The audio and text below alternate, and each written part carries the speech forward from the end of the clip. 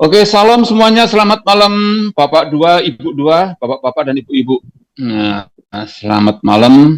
Kita jumpa lagi dalam Bible Study malam hari ini, di mana kita malam hari ini dalam Eksegesis Lukas pasal yang ke-6,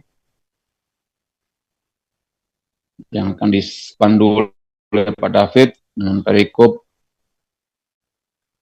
adakah yang baru? Ya, ada sesuatu yang baru. Oke, kita satukan hati kita berdoa. Bapa di surga, kami mengucap syukur buat malam hari ini. Kasih setia anugerah, mana Engkau telah melindungi kami sampai hari ini masih ada, masih sehat, kuat, semua oleh anugerah dan kasih setiamu Tuhan. Terima kasih perlindungan-Mu nyata bagi kami semuanya, yang terlebih lagi buat yang ada di Jakarta. Kami percaya Tuhan, Engkaulah perlindunganku, pertahanan kami.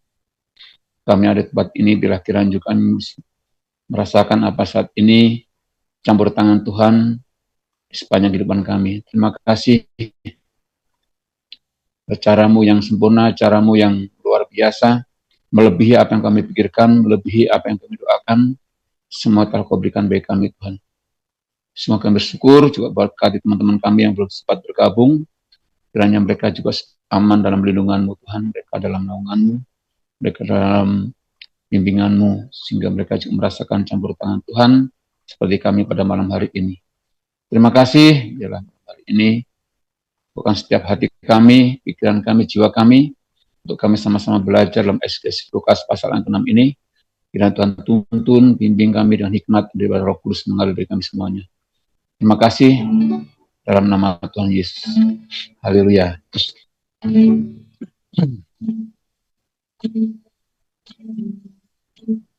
Jalanmu tak terselami oleh segenap hati kami, namun satu hal ku percaya, ada rencana yang indah,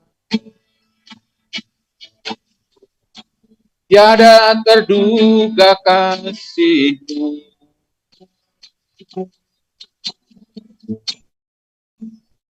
Heran dan besar bagiku,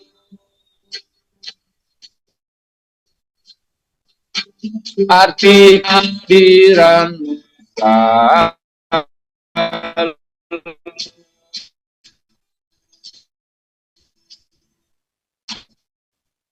nyata di dalam-Mu sempurna, rancangan-Mu penuh damai, aman dan sejahtera, walau di tengah badai. Ingin ku selalu bersama, rasakan keindahan, arti kehadiran-Mu Tuhan. Jalan-Mu tak terselami, jalan-Mu tak terselami oleh setiap hati kami, namun satu hal ku percaya, ada rencana yang indah, tiada terduga kasih-Mu. Heran dan besar bagiku, arti kehadiran-Mu selalu nyata di dalam hidupku.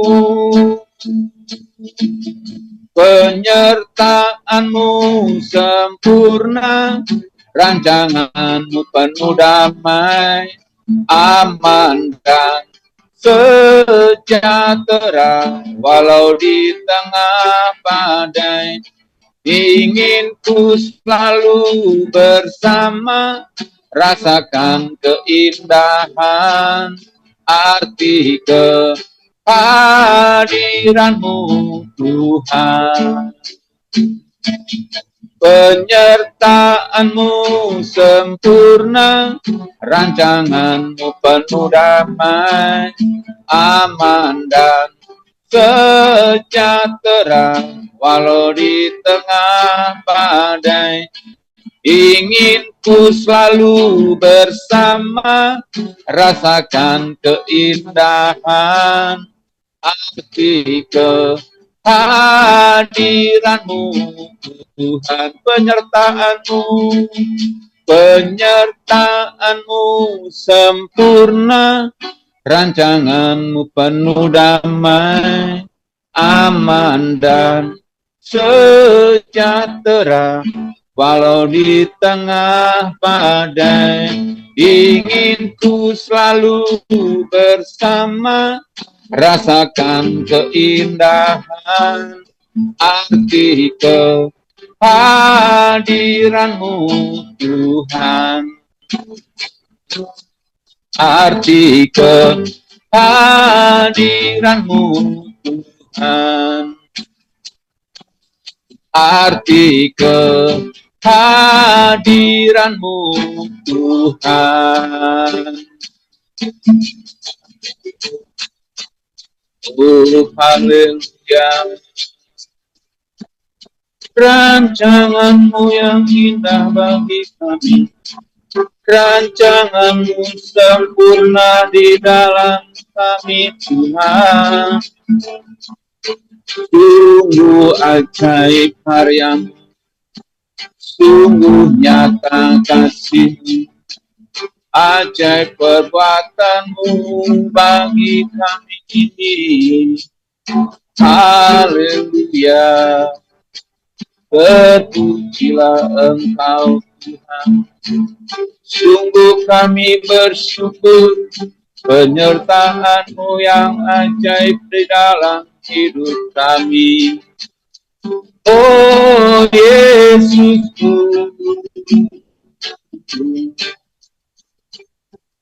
tiada yang seperti Engkau. Ajaib dan besarlah tiap-Mu kami. Ajaib dan yang tiada pernah terlambat. Kami bersyukur kepadamu. Kami bersyukur bagi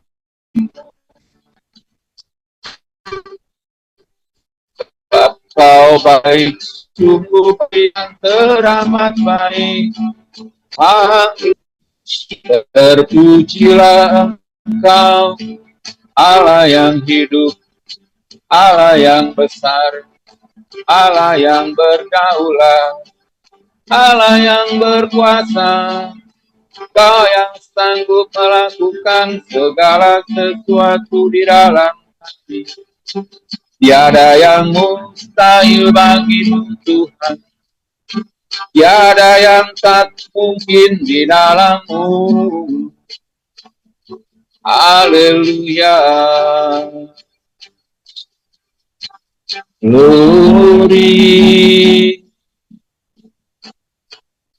Haleluya.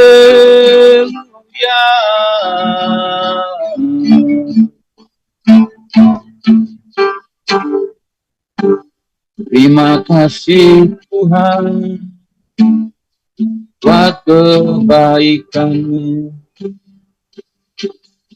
Terima kasih Yesus buat perlindungan-Mu dan penyertaan-Mu. Kau sungguh mengasihi kami dengan kasih yang abadi.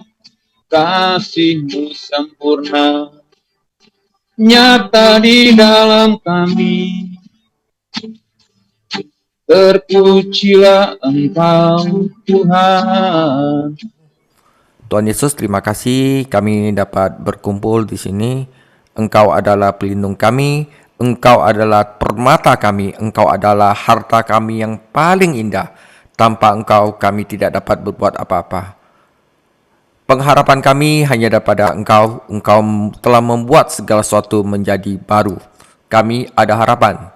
Oleh karena itu, Tuhan Yesus hari ini ajari kami apa yang telah Engkau buat menjadi baru. Sehingga kami tidak lagi tergantung pada sesuatu hukum, tergantung pada sesuatu yang bersifat mengikat, tetapi biarlah kami mengecap kemerdekaan yang ada di dalam Engkau. Terima kasih Tuhan Yesus, dan kami mohon Tuhan Yesus selalu jaga kami daripada yang si jahat. Lepaskanlah kami daripada pencobaan, karena Engkaulah yang punya kerajaan, kuasa, dan kemuliaan sampai selama-lamanya. Amin. Saudara, hari ini adalah jadi apa yang baru semuanya, ya. Ingat di pengajaran sebelumnya dikatakan bahwa Tuhan Yesus membuat yang lama menjadi yang baru. Oke, saudara, saya langsung. Selama lebih dari setahun, Yesus melayani sebagai guru dan penyembuh keliling yang populer, dan banyak orang mengikutinya. Namun kini tibalah waktunya baginya untuk mengorganisasi para pengikutnya dan menyatakan apa sebenarnya kerajaannya. Dalam pasal ini, kita melihat Tuhan Yesus mendirikan 3 entitas rohani baru, saudara. Untuk menggantikan, saudara, apa yang kini telah usang dalam agama Yahudi. Oke. Saudara, 3 entitas rohani ini kita harus belajar, yaitu Sabat yang baru. Ya, banyak orang sekarang masih, wah, Sabat itu hari Sabtu, oleh karena itu kita harus ibadah demikian gitu loh ya. Itu masih ke yang lama. Bangsa baru, wah, bangsa baru, dan bangsa baru adalah gereja, saudara. Jadi memang Israel adalah bangsa pilihan Allah, tetapi itu sudah usang. Sekarang pilihan Allah adalah gereja, saudara, mempelai Kristus. Dan berkat baru dalam kerajaan rohani yang baru. Ini adalah berbicara tentang sikap hati kita, ya. Khotbah di bukit, saudara. Oke. Kita mulai yang pertama, Sabat baru. Pada suatu hari Sabat, ketika Yesus berjalan di ladang gandum, murid-muridnya memetik bulir gandum dan memakannya, sementara mereka mengisarnya dengan tangan. Tetapi beberapa orang Farisi berkata, "Mengapa kamu berbuat sesuatu yang tidak diperbolehkan pada hari Sabat?" Lalu Yesus menjawab mereka, "Tidakkah kamu baca apa yang dilakukan oleh Daud ketika ia dan mereka yang mengikutinya lapar? Bagaimana ia masuk ke dalam rumah Allah dan mengambil roti sajian, lalu memakannya dan memberikannya kepada pengikut-pengikutnya, padahal roti itu tidak boleh dimakan kecuali oleh imam-imam." Oke. Kata Yesus lagi kepada mereka, "Anak manusia adalah Tuhan atas hari Sabat." Pada suatu hari Sabat lain, Yesus masuk ke rumah ibadat lalu mengajar. Di situ ada seorang yang mati tangan kanannya. Ahli-ahli Taurat dan orang-orang Farisi mengamati Yesus kalau ia menyembuhkan orang pada hari Sabat, supaya mereka dapat alasan untuk mempersalahkan dia. Tetapi ia mengetahui pikiran mereka, lalu berkata kepada orang yang mati tangannya itu, "Bangunlah dan berdirilah di tengah." Maka bangunlah orang itu dan berdiri. Lalu Yesus berkata kepada mereka, "Aku bertanya kepada kamu, manakah yang diperbolehkan pada hari Sabat, berbuat baik atau berbuat jahat, menyelamatkan nyawa orang atau membinasakannya?" Sudah itu ia memandang keliling kepada mereka semua, lalu berkata kepada orang sakit itu, "Ulurkanlah tanganmu." Orang itu berbuat demikian dan sembuhlah tangannya. Maka meluaplah amarah mereka, lalu mereka berunding apakah yang akan mereka lakukan terhadap Yesus. Nah, saudara ya, Sabat baru. Saudara, kekudusan hari ke-7 merupakan bagian yang khas dari iman Yahudi. Allah memberikan hukum Sabat kepada Calvin, kepada John Perley, enggak, kepada Israel di Sinai. Oke? Dan menjadikannya tanda antara dia dan bangsa itu. Kata Sabat berarti istirahat dan dikaitkan dengan penghentian pekerjaan Allah setelah 6 hari penciptaan. Oke. Beberapa rabi mengajarkan bahwa Mesias tidak dapat datang sampai Israel telah memelihara Sabat dengan sempurna. Jadi menaati hukum ini sangat penting bagi secara pribadi maupun nasional. Itu pikiran mereka, ya. Saudara menyebut hari Minggu sebagai hari Sabat, berarti mencampur adukan hari pertama dan hari ketujuh, serta makna masing-masing. Sabat adalah pengingat, saudara, akan selesainya ciptaan lama, bukan hari Minggu, saudara. Sementara hari Tuhan adalah pengingat akan pekerjaan Tuhan kita yang telah selesai dalam ciptaan baru waktu Yesus bangkit. Sabat berbicara tentang istirahat setelah bekerja dan berkaitan dengan hukum Taurat. Sementara hari Tuhan berbicara tentang istirahat sebelum bekerja dan berkaitan dengan kasih karunia. Ya, satu adalah tentang hukum, yang satu tentang kasih karunia. Yesus bangkit, ya, kita semua menikmati berkat kasih karunia dari Tuhan Yesus, ya. Hari Tuhan memperingati kebangkitan Yesus Kristus dari kematian serta kedatangan Roh Kudus, dan saat itulah hari lahir gereja. Gereja mula-mula bertemu pada hari pertama dalam seminggu. Hari pertama itu adalah hari Minggu, saudara, ya. Hari kebangkitan Yesus, hari Minggu. Namun beberapa orang percaya Yahudi masih memelihara Sabat, dan hal ini terkadang menyebabkan perpecahan. Paulus membahas masalah ini dalam Roma 14 ayat 1 sampai Roma 15 ayat 13. Nanti saya akan bawakan eksegesis kitab Roma. Itu keren sekali, saudara. Di mana ia memberi prinsip-prinsip untuk memajukan kebebasan dan kesatuan di dalam gereja. Jangan atur yang kayak gini-ginilah, ya. Namun Paulus selalu menjelaskan bahwa memelihara hari-hari khusus itu tidak ada hubungannya dengan keselamatan. Kita tidak diselamatkan dari dosa oleh iman kepada Kristus ditambah dengan memelihara hari Sabat. Kita diselamatkan hanya, saudara, hanya oleh iman kepada Yesus Kristus saja.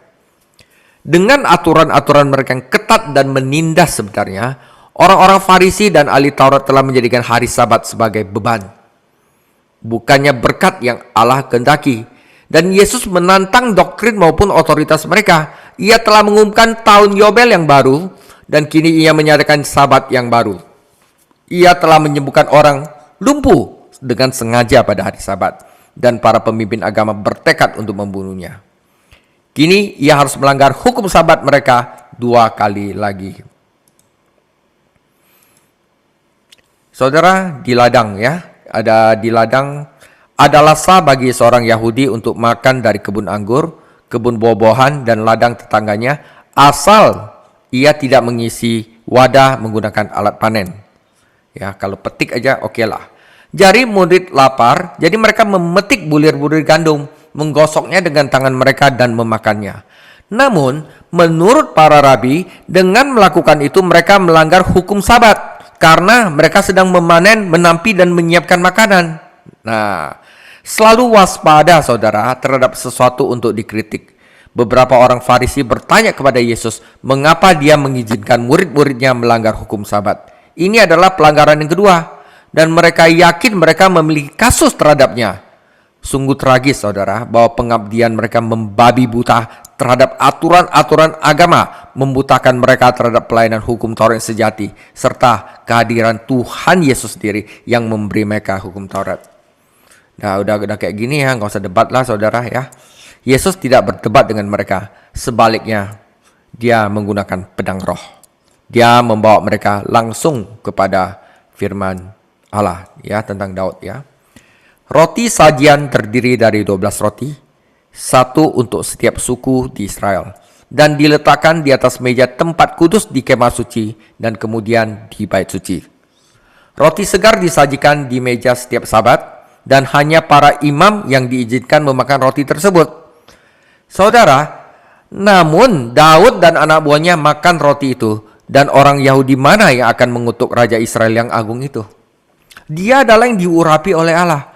Mereka mungkin berpendapat, tetapi itulah yang Yesus nyatakan bagi dirinya sendiri. Bukan hanya dialah yang diurapi Allah, dia juga Tuhan atas hari Sabat, Yesus. Ketika Yesus membuat pernyataan itu, dia menjadikan dirinya sebagai Allah Yahweh, karena Tuhanlah yang menetapkan hari Sabat. Ya, jika Yesus Kristus memang Tuhan atas hari Sabat, maka dia bebas melakukan apapun yang dia kehendaki pada hari itu dan dengannya. Ya, dia lebih tinggi levelnya dari hukum hari Sabat. Nah, orang-orang Farisi udah tahu maksudnya, dan Anda dapat yakin ya, dia sedang menunjukkan bahwa dirinya adalah yang tertinggi. Yesus menunjukkan dirinya adalah Tuhan. Allah lebih peduli untuk memenuhi kebutuhan manusia daripada melindungi aturan-aturan agama. Lebih baik Daud dan anak buahnya menerima kekuatan untuk melayani Allah daripada mereka binasa hanya demi hukum yang sementara. Allah menghendaki belas kasihan, bukan pengorbanan, bukan penyembahan. Ya, orang Farisi tentu saja memiliki pandangan yang berbeda tentang hukum Taurat. Ya, itu hal yang kedua di sinagoga. Orang Farisi tahu bahwa Tuhan Yesus terbiasa berada di sinagoga pada hari Sabat.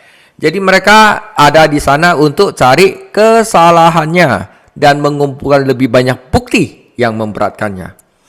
Tahukah mereka bahwa orang cacat itu juga ada di sana? Apakah mereka, tanda kutip, menempatkannya di sana? Ya, pasang perangkap, saudara.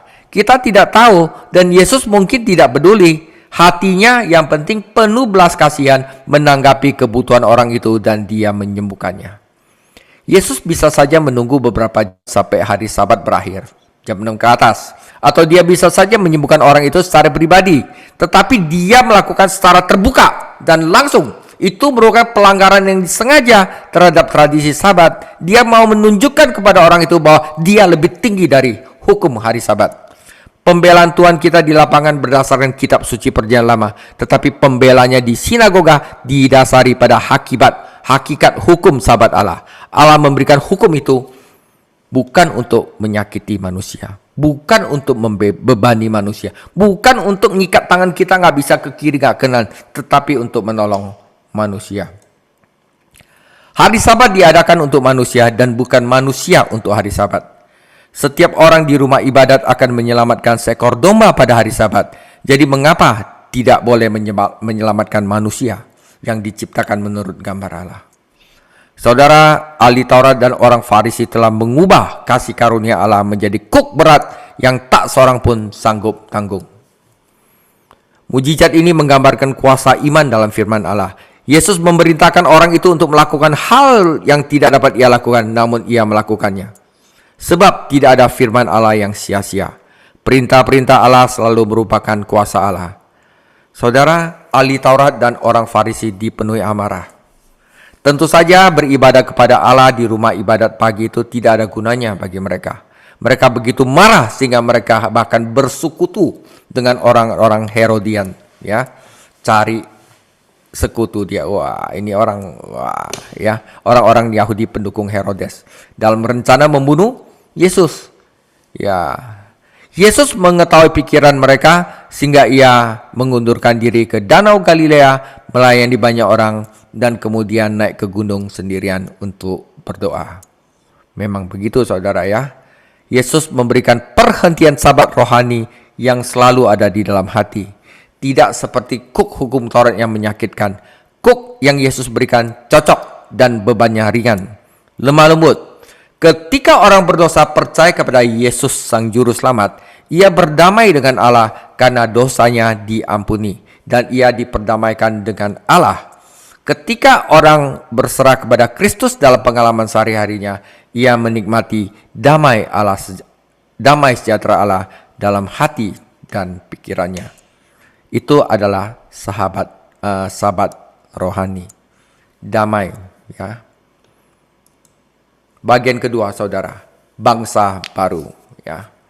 Ini akan mengubah pikiran kita terhadap Israel sekarang dan sebenarnya umat pilihan Allah itu apa gitu loh ya. Kalau misalnya kita baca Perjanjian Lama, kita jelas umat pilihan Allah adalah Israel. Tetapi setelah Perjanjian Baru, Allah telah menetapkan gereja Gereja isinya apa? Orang Yahudi yang percaya kepada Yesus dan orang bukan Yahudi yang tidak percaya kepada Yesus. Dua-duanya digabungkan ke dalam satu wadah, yaitu gereja. Oke. Lukas 6 ayat 12 sampai 19. Pada waktu itu, pergilah Yesus ke bukit untuk berdoa dan semalam-malaman ia berdoa kepada Allah. Ketika hari siang, ia memanggil murid-muridnya kepadanya lalu memilih dari mereka 12 orang yang disebut rasul. Ya. Simon yang juga diberi nama Petrus dan Andreas saudara Simon, Yakobus dan Yohanes, Filipus dan Bartolomeus, Matius dan Thomas, Yakobus anak Alfeus dan Simon yang disebut orang Zelot, Yudas anak Yakobus, Yudas Iskariot yang kemudian menjadi pengkhianat. Lalu ia turun dengan mereka dan berhenti pada suatu tempat yang datar. Di situ berkumpul sejumlah besar murid-muridnya dan banyak orang lain yang datang dari seluruh Yudea dan dari Yerusalem dan dari pantai Tirus dan Sidon. Mereka datang untuk mendengarkan dia dan untuk disembuhkan dari penyakit mereka. Dan mereka yang dirasuk oleh roh-roh jahat beroleh kesembuhan.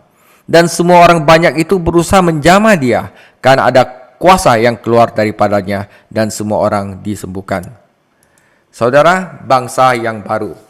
Kenapa nggak ada tulisan bangsa di sana? Ya, ingat ya, waktu di Perjanjian Lama Allah memilih 12 suku Israel, tetapi Yesus membuat suatu bangsa yang baru, yaitu dari 12 rasul. Nah, ya, gereja itu dibangun dari 12 rasul. Oke. Yesus menghabiskan sepanjang malam dan dalam doa karena ia akan memanggil ke-12 rasulnya dari banyak murid untuk mengikutinya. Seorang murid adalah pembelajar, seorang murid magang, sementara seorang rasul adalah utusan pilihan yang diutus dengan tugas khusus. Yesus memiliki banyak murid, tetapi hanya 12 rasul yang dipilih sendiri. Mengapa ia berdoa sepanjang malam? Salah satunya adalah karena ia tahu bahwa pertentangannya terhadapnya semakin besar dan pada akhirnya akan mengakibatkan penyalipannya. Maka ia berdoa memohon kekuatan saat ia menghadapi jalan di depan. Ia juga menginginkan bimbingan Bapa saat ia memilih ke-12 rasulnya karena masa depan gereja, sebuah bangsa baru bergantung pada mereka. Ingatlah bahwa salah satu dari ke-12 rasul itu akan mengkhianatinya dan Yesus tahu siapa dia sejak awal. Tuhan kita memiliki emosi manusia yang nyata dan melalui doalah ia membuat pilihan yang sulit ini. Nama-nama para rasul juga disebutkan dalam Matius, Markus, dan Kisah Para Rasul di mana di sini tanpa Yudas. Dalam semua daftar, Petrus disebutkan pertama kecuali dalam Kisah Para Rasul 1 ayat 13. Yudas disebutkan terakhir.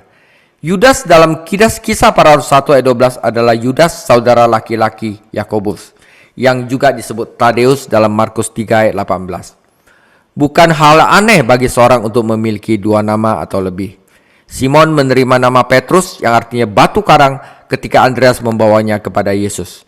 Bartolomeus sama dengan Nathanael. Simon yang lain dijuluki dengan Zelot yang berarti salah satu dari dua hal. Itu mungkin berarti bahwa ia termasuk kelompok patriot Yahudi fanatik yang dikenal sebagai Zelot, yang tujuannya untuk membebaskan Israel dari tirani Roma. Mereka menggunakan segala cara yang ada termasuk teror dan pembunuhan untuk mencapai tujuan mereka. Atau mungkin kata Zelot diterjemahkan dari bahasa Ibrani kana yang berarti cemburu kepada Allah atau bersemangat untuk kemuliaan Allah. Kata ini ditransliterasikan dalam Matius 4 ayat 10 menjadi Simon orang Kana atau Kanaan. Apakah Simon dikenal karena semangatnya untuk menghormati Allah atau keanggotaannya dalam organisasi subversif? Kita tidak dapat memastikannya. Kemungkinan dua-duanya. Kita juga tidak bisa yakin tentang asal-usul kata Iskariot. Kata itu mungkin berarti orang dari Keriot, kota selatan Yehuda. Beberapa orang menghubungkannya dengan kata Aram segar yang berarti kepalsuan. Jadi Yudas adalah kepalsuan. Ya, itu artinya. Penjelasan geografisnya mungkin benar. Suatu kelompok rasul pria yang menarik. Mereka menggambarkan apa yang Paulus tulis dalam 1 Korintus 1 ayat 26 sampai 29 dan mereka menjadi dorongan bagi kita dewasa ini. Lagi pula, jika Allah dapat memakai mereka, tidak dapatkah dia memakai kita? Mungkin 7 dari mereka adalah nelayan. Satu adalah pemungut cukai, dan 4 lainnya tidak disebutkan namanya sejauh menyangkut panggilan mereka. Mereka adalah orang-orang biasa-biasa saja. Kepribadian mereka berbeda, namun Yesus memanggil mereka untuk bersamanya, belajar darinya, dan pergi mewakilinya. Mengapa 12 rasul? Karena ada 12 suku di Israel. Dan Yesus sedang membentuk inti bagi sebuah bangsa yang baru. Oke, orang Kristen pertama adalah orang Yahudi, karena Injil datang pertama-tama kepada orang Yahudi. Kemudian orang-orang non-Yahudi ditambahkan ke dalam gereja melalui kesaksian orang-orang percaya Yahudi yang tersebar. Dan pelayanan Paulus, rasul bagi orang-orang non-Yahudi. Oke, mereka orang Yahudi yang percaya Yesus dan orang-orang non-Yahudi yang kemudian percaya kepada Yesus melalui kesaksian orang-orang percaya Yahudi bergabung di dalam suatu bangsa yang baru, yaitu gereja. Nah, di dalam gereja tidak ada perbedaan antara orang Yahudi dan non-Yahudi, karena kita semua adalah satu di dalam Kristus Yesus. Oke, ini adalah bangsa yang baru. Sungguh penting bahwa setelah Yesus memanggil ke-12 rasulnya, dan sebelum menyampaikan khotbah agung ini, ia meluangkan waktu untuk menyembuhkan banyak orang yang membutuhkan. Ini merupakan demonstrasi kuasa dan belas kasihnya. Hal ini juga menjadi pengingat bagi para asistennya yang baru diangkat, bahwa tugas mereka adalah membagikan kasih dan kuasanya kepada dunia yang membutuhkan. Diperkirakan terhadap 300 juta orang di dunia pada zaman Yesus, sementara saat ini terdapat lebih dari 5 miliar orang. 4/5-nya berada di negara-negara berkembang. Ya, saudara, suatu tantangan bagi gereja. Jadi jelas ya, saudara, sabat baru, ya. Dan setelah itu adalah bangsa yang baru. Umat pilihan Allah adalah gereja sekarang, saudara. Bagaimana nanti Allah mau nyelamatin Israel karena janjinya itu urusan Israel sama Allah, ya, bukan untuk kita. Oke, sekarang Lukas 6 ayat 20 sampai 49.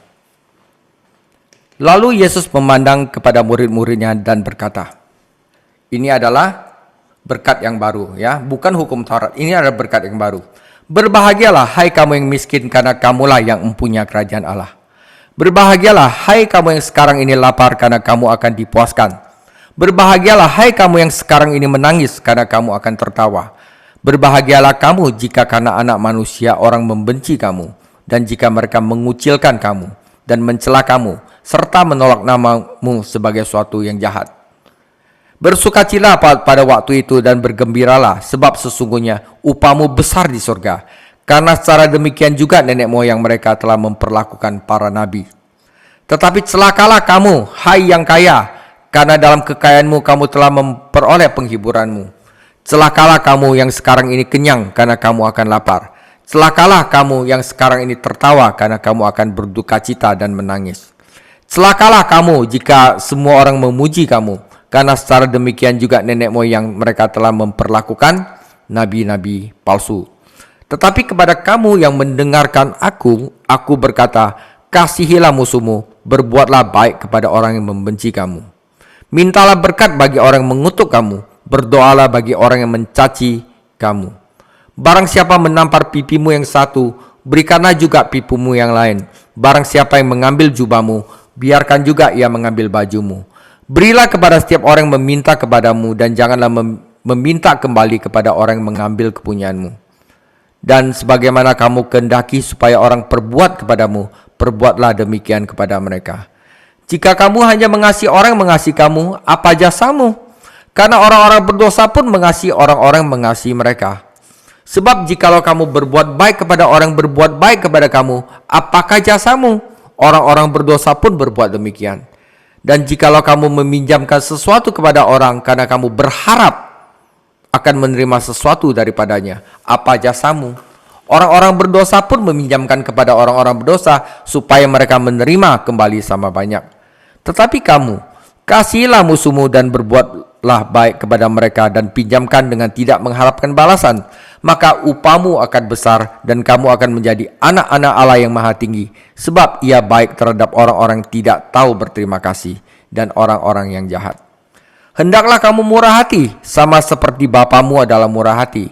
Janganlah kamu menghakimi, maka kamu pun tidak akan dihakimi. Dan janganlah kamu menghukum, maka kamu pun tidak akan dihukum.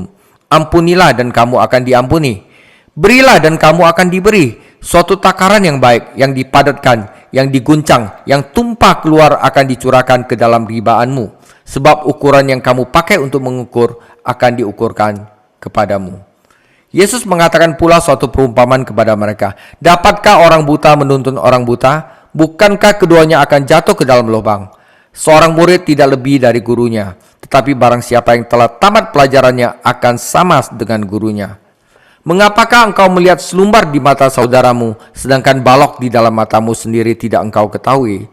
Bagaimanakah engkau dapat berkata kepada saudaramu, "Saudara, biarlah aku mengeluarkan selumbar yang ada di matamu," padahal balok ada di dalam matamu? Tidakkah engkau lihat, hai orang munafik, keluarkanlah dulu batok dari matamu, maka engkau akan melihat dengan jelas untuk mengeluarkan selumbar itu dari mata saudaramu.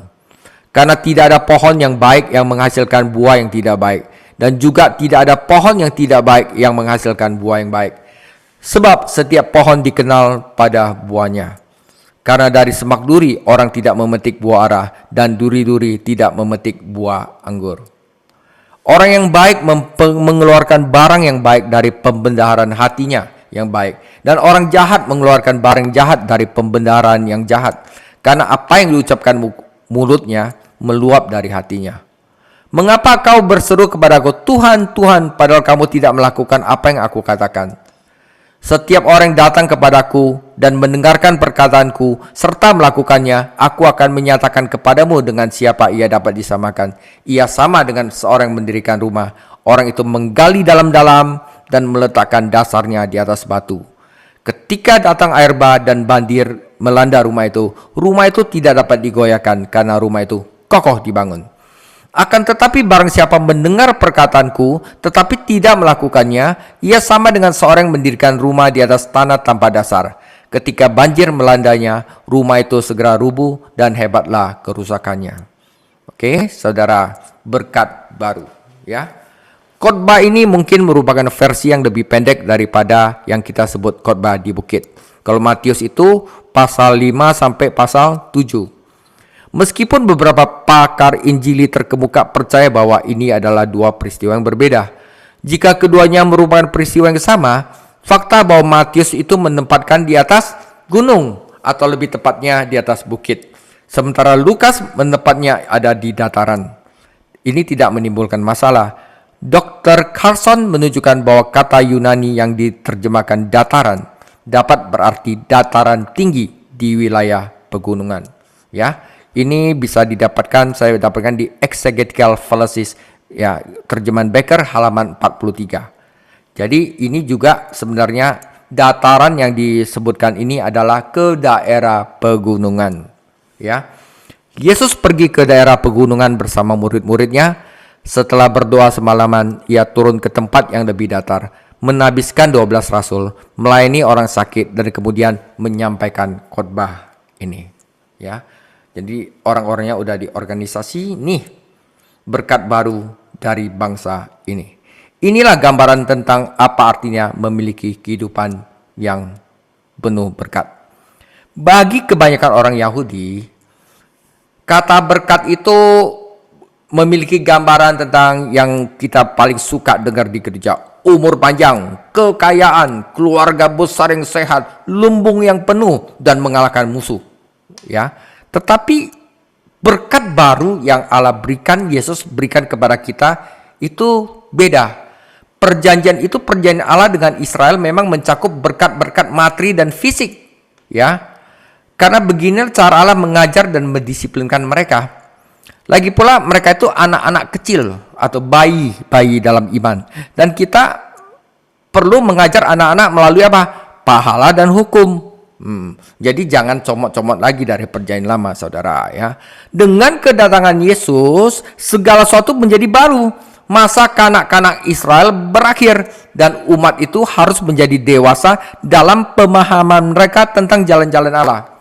Yesus berkhotbah kepada murid-muridnya dan juga kepada orang banyak, karena bahkan ke-12 murid harus melupakan banyak hal sebelum mereka dapat melayani secara efektif. Lebih lanjut, mereka telah meninggalkan segalanya untuk mengikuti Yesus dan tidak diragukan lagi bertanya kepada diri mereka sendiri, apa yang tersedia bagi mereka. Itu manusiawi, saudara. Ya. Tuhan Yesus menjelaskan dalam khotbah ini bahwa hidup yang benar-benar diberkati bukan berasal dari you dapat duit, you dapat kesehatan, you dapat kerjaan, you dapat segala macam, ya, atau dari melakukan ini, melainkan bagaimana Anda menjadi sosok yang sama seperti Kristus. Penekanannya berkat ini adalah karakter Anda yang berubah di dalam diri Anda. Ya, bukan mendapatkan atau melakukan. Makanya saya sering bicara dalam pendalaman Alkitab ini, kekristenan itu bukan soal apa yang harus kita lakukan, tetapi apa yang Allah lakukan di dalam diri kita sehingga kita dapat menjadi karakter seperti Yesus Kristus. Udah enak sekali, saudara. Khotbah ini bukanlah Injil, dan tidak ada seorang pun masuk surga dengan mengikuti khotbah di bukit. Orang berdosa yang telah mati tidak mungkin dapat menaati Allah yang hidup. Mereka harus terlebih dahulu dilahirkan kembali dan menerima hidup Allah. Mereka barusan mengerti ini, saudara. Khotbah ini juga bukan konstitusi untuk kerajaan yang suatu hari nanti Allah tegakkan di bumi. Bukan, saudara, ini sikap hati kamu harus begini. Khotbah di bukit berlaku untuk kehidupan saat ini dan menggambarkan karakter saleh seperti apa yang seharusnya kita miliki sebagai orang Kristen, orang percaya di dunia ini.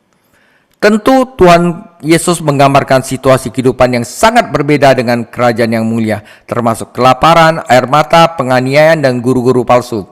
Yang Yesus lakukan adalah berfokus pada sikap, saudara. Sikap kita terhadap keadaan.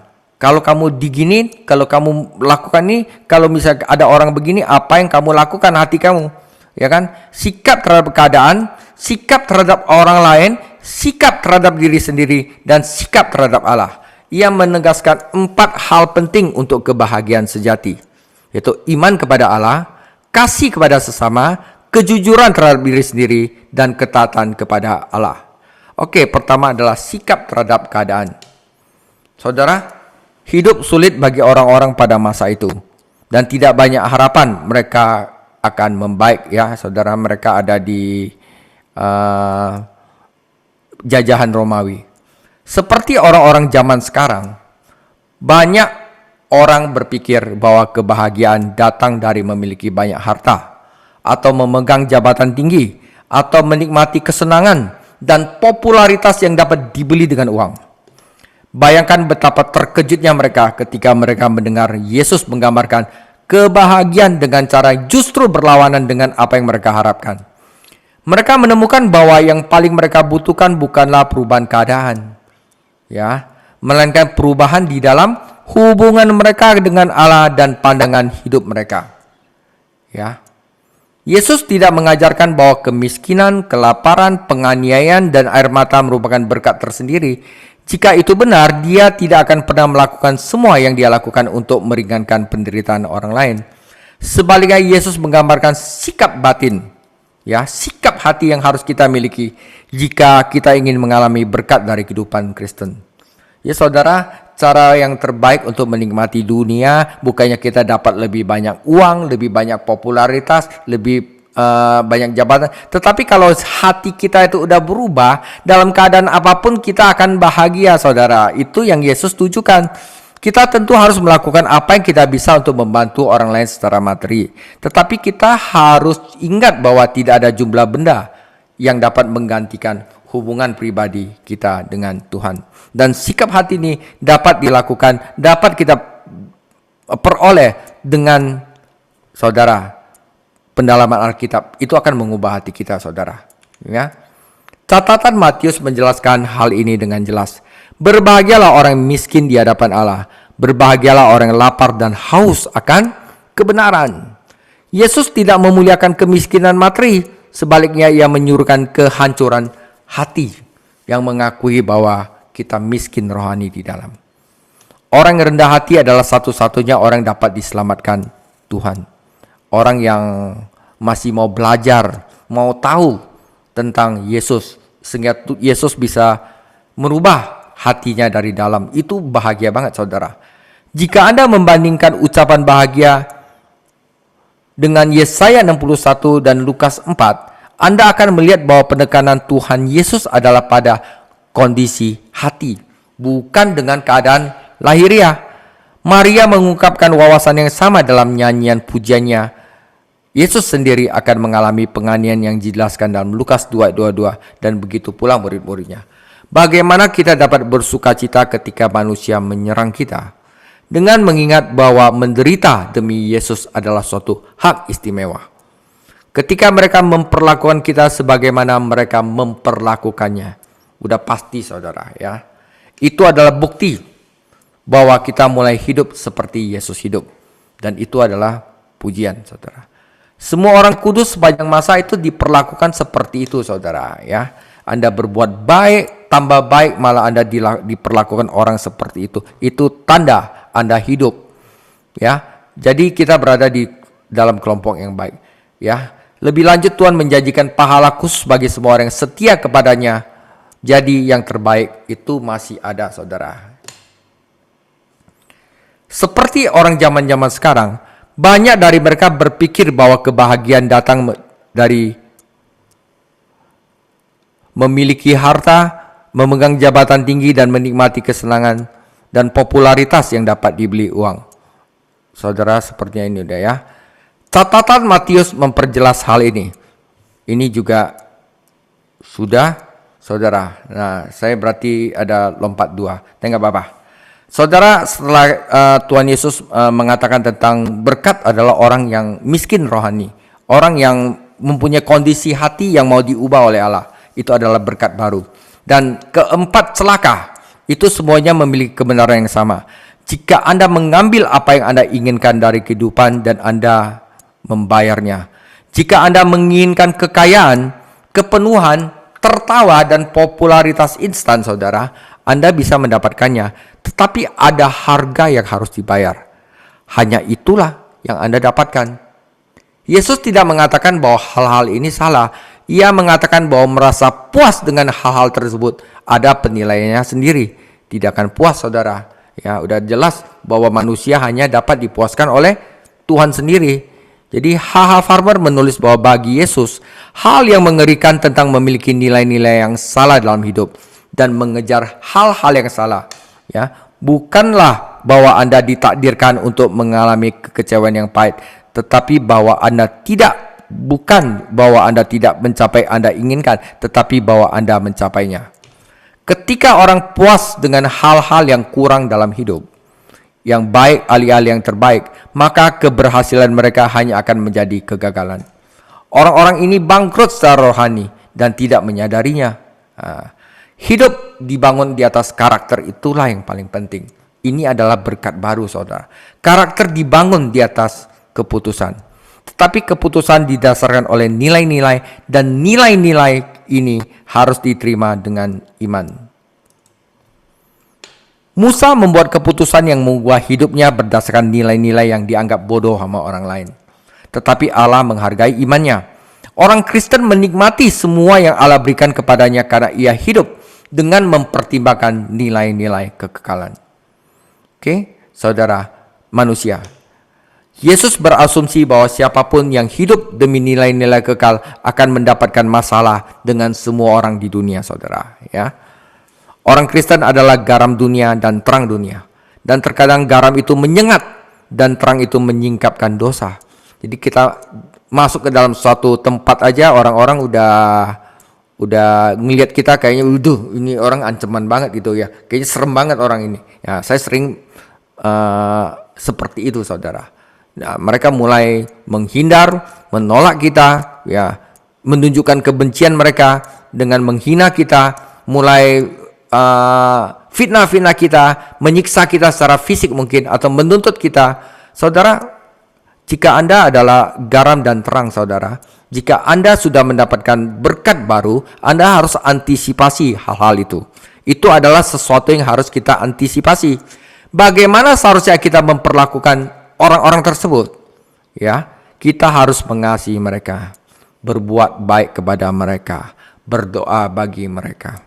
Kalau kata Pak Kelvin, tutup sebelah mata lah, ya. Kebencian hanyalah melahirkan banyak kebencian, karena amarah manusia tidak mengerjakan kehidupan yang benar yang dikehendaki Allah. Hal itu tidak dapat dilakukan dengan kekuatan sendiri, tetapi dapat dilakukan melalui kuasa Roh Kudus. Kita tidak boleh memandang nasihat-nasihat ini sebagai serangkaian aturan yang harus dipatuhi. Bukan, ini adalah bagian prinsip hati kita. Nasihat-nasihat ini menggambarkan sikap hati yang mengekspresikan dirinya secara positif ketika orang lain bersikap negatif terhadap kita. Dan dengan murah hati ketika orang lain bersikap egois. Semuanya demi kemuliaan Allah. Ini adalah watak batin, bukan kewajiban hukum. Kita harus memiliki hikmat untuk mengetahui kapan harus memberikan pipi yang lain dan kapan harus menuntut hak kita. Bahkan kasih Kristen pun harus menggunakan kebijaksanaan. Dua prinsip yang menonjol. Kita harus memperlakukan orang lain sebagaimana kita ingin diperlakukan. Jangan maunya, lu boleh gituin gua gak boleh gituin lu. Gue boleh gituin lu gak boleh gituin gua. Itu udah egois. Yang mengasumsikan bahwa kita menginginkan yang terbaik secara rohani bagi diri kita sendiri. Dan kita harus meneladani Bapa kita di surga dan berbelas kasih. Yang penting bukanlah kita dibenarkan di hadapan musuh-musuh kita. Yang penting bukannya kita menang dari musuh-musuh kita. Melainkan bagaimana kita menjadi semakin serupa dengan Allah dalam karakter kita. Ini saudara, inilah berkat terbesar yang dapat diterima siapapun. Jauh lebih besar dari kekayaan, jauh lebih besar dari makanan, jauh lebih besar dari tertawa, dan jauh lebih besar dari popularitas. Anda pilih. Hal-hal itu suatu hari nanti akan lenyap. Makanan, tawa, popularitas, apa segala macam. Tetapi saudara, yang Anda dapat bawa ke surga adalah karakter yang dapat bertahan selamanya. Kita harus mempercayai Matius 6 ayat 33 dan mempraktekannya dalam kuasa Roh. Lukas 6 ayat 37-38 mengingatkan kita bahwa kita menuai apa yang kita tabur dan sesuai dengan jumlah yang kita tabur. Jika kita menghakimi orang lain, kita sendiri akan dihakimi. Jika kita mengampuni, kita akan diampuni. Tetapi jika kita mengutuk, kita akan dihukum. Ini tidak berbicara tentang penghakiman kekal, melainkan tentang cara nanti kita juga diperlakukan dalam hidup ini. Jika kita hidup untuk memberi, Allah akan memastikan kita menerima. Tetapi jika kita hidup hanya untuk menerima, Allah akan memastikan kita kehilangan. Prinsip ini berlaku bukan hanya pada pemberian uang, tetapi saudara, kita memberikan diri kita dalam pelayanan kepada orang lain. Oke, hubungannya dengan diri sendiri. Saudara, 4 tokoh penting dalam bagian ini mengajarkan kita beberapa pelajaran penting tentang pelayanan. Pertama-tama, sebagai murid-muridnya, kita harus memastikan bahwa kita melihat dengan cukup jelas untuk membimbing orang lain dalam perjalanan rohani mereka.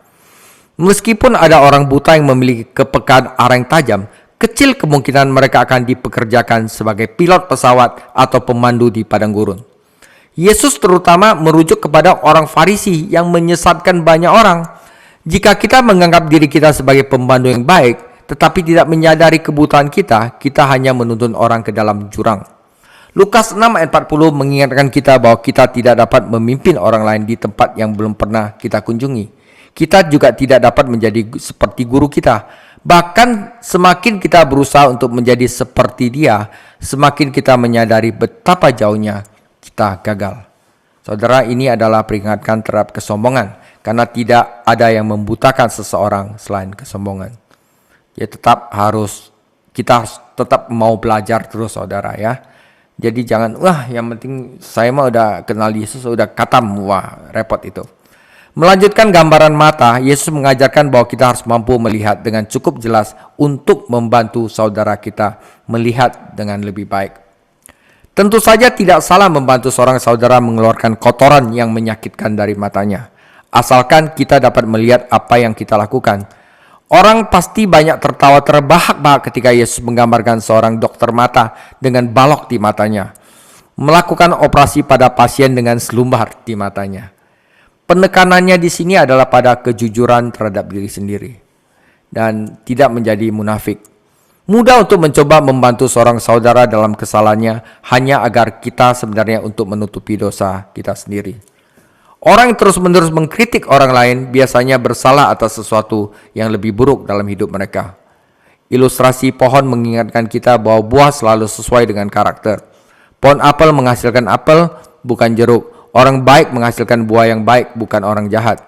Orang percaya memang masih bisa berdosa, tetapi kesaksian dari perkataannya dan perbuatan mereka selalu baik untuk kemuliaan Allah. Dalam hal pelayanan, hamba-hamba Allah yang setia akan menghasilkan diri mereka sendiri dalam diri orang-orang yang pada gilirannya setia kepada Tuhan. Sedikit lagi saudara. Gambaran terakhir tentang pembendaharaan mengajarkan kita bahwa apa yang keluar dari bibir bergantung pada apa yang dalam hati.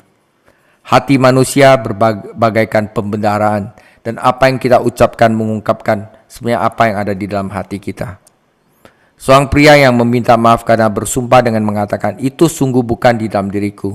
Mendengar seorang teman berkata, "Itu pasti ada dalam dirimu, dan itu tidak mungkin, atau itu tidak mungkin keluar dari dirimu." Kita harus jujur pada diri sendiri dan mengakui titik-titik buta dalam hidup kita, hambatan yang mengaburkan visi kita, dan area-area di dalamnya harus diperbaiki. Dengan demikian, saudara, kita barusan bisa dipakai Tuhan untuk melayani orang lain dan tidak menyesatkan mereka. Yang keempat adalah hubungan dengan Allah. Penekanan Tuhan Yesus ini adalah pada ketaatan. Tidaklah cukup hanya mendengar firman-Nya dan memanggilnya Tuhan. Kita juga harus menaati apa yang Dia perintahkan untuk kita lakukan. Kita semua adalah pembangun. Kita harus berhati-hati membangun dengan bijaksana. Membangun di atas batu berarti menaati Allah dalam perintahnya. Membangun di atas pasir berarti hanya memuji Kristus di bibir tetapi tidak menaati kehendak-Nya. Kita mungkin tampak sedang membangun rumah yang kokoh, tetapi jika tidak memiliki fondasi, rumah itu tidak akan bertahan lama. Badai di sini bukanlah penghakiman terakhir, merupakan ujian hidup yang datang kepada setiap orang Kristen yang mengaku. Tidak semua orang yang mengaku mengenal Tuhan telah mengalami keselamatan yang nyata, saudara. Mereka mungkin aktif di gereja atau organisasi keagamaan lainnya, tetapi jika mereka tidak diselamatkan oleh iman, mereka tidak memiliki fondasi bagi kehidupan mereka. Ketika kesulitan datang, mereka bukannya memuliakan Tuhan, mereka justru meninggalkannya. Dan rumah kesaksian mereka menjadi runtuh, saudara. Ya, penutup, saudara. Tidak seorang pun dapat benar-benar memanggil Yesus Kristus Tuhan kecuali oleh Roh Kudus Allah. Jika Yesus Kristus ada di dalam hati kita, maka mulut kita harus mengakui Dia kepada orang lain. Gak usah malu, saudara. Ya, jika kita berakar dan dibangun di dalam Dia, buah-buah kita akan baik. Dan rumah kita akan bertahan melalui badai. Kita mungkin memiliki kesalahan atau kegagalan, tetapi kesaksian hidup kita yang teguh akan mengarahkan kita kepada Kristus dan memuliakannya. Saudara, inilah berkat baru yang Yesus tawarkan kepada bangsanya, yaitu gereja. Dan Dia tawarkan kepada kita hari ini, karena kita adalah bagian dari gereja. Ya, kita dapat mengalami kebahagiaan surgawi dan berkat sejati yang hanya dapat Tuhan Yesus berikan. Dasar dari semua ini adalah iman yang menyelamatkan secara pribadi kepada Tuhan Yesus Kristus. Karena seperti yang pernah dikatakan oleh Dr. Ironside, kita tidak dapat menjalani hidup sampai kita memiliki hidup terlebih dahulu. Saudara, ini panjang tapi ini penting ya, saudara. Jadi saudara sudah mengerti bahwa sahabat baru itu adalah damai sejahtera di dalam hati kita. Dan kita punya bangsa baru itu bukanlah Israel. Bangsa yang ada di dalam perjanjian lama sekarang, umat pilihan Allah adalah gereja. Oke, walaupun Allah masih memikirkan Israel, itu urusan mereka. Ya. Dan berkat baru itu bukannya uang, harta, posisi, kedudukan, dan lain-lain. Berkat baru adalah karakter yang tumbuh di dalam hati kita. Ya, uang, jabatan, posisi, segala macam, cinta, itu semuanya akan hilang. Tetapi karakter kita bisa bawa ke dalam kehidupan selanjutnya. Oke, Tuhan Yesus memberkati. Kita akan masuk ke dalam belas kasihan dalam tindakan. Lukas 7 minggu depan. Ya, Bapak Ibu, mari kita akhiri Bible Study malam hari ini.